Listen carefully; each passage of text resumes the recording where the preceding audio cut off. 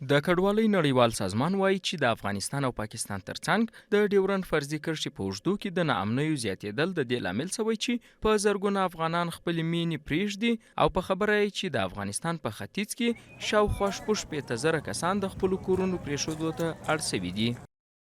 موږ د ملکي وګړو د خوندیتوب غوښتنه کوو او ټینګار کوو چې د بشري مرستو رسولو لپاره د خوندي لارې برابرې شي. په سیمه کې بشري اړتیاوې هره شیبه مخ په زیاتېدو دي او بې ځایه شوي خلک بیړنیو مرستو ته اړتیا لري.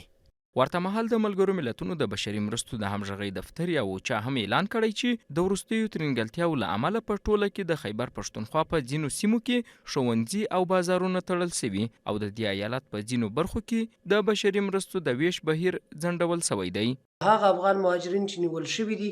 او د کوهاټ جیلونو او د مختلفو ایالتونو مابسونه او جیلونه ورنه ډک دي، د هغوی د راوتلو لپاره هیڅ کوم داسې اقدام نه دی پورته شوی. نو د هغوی د راخلاصېدو لپاره موږ د پاکستان حکومت باندې غږ کوو چې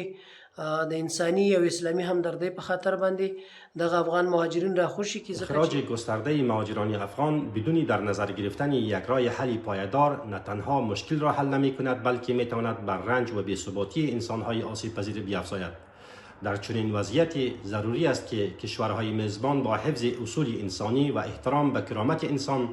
از بازگرداندن اجباری مهاجران خودداری نمایند. که څه هم تر دې وړاندې د کډوالۍ نړیوالو بنسټونو په کوربه هیوادونو کې له افغان کډوالو سره د ښه چلند غوښتنه کړې وه، خو پاکستاني رژیم لا هم له خپل دریځ څخه نه دی په شا سوی او په ورځني ډول د میرمنو او ماشومانو په ګډون د روژې په دې مبارکه میاشت کې هم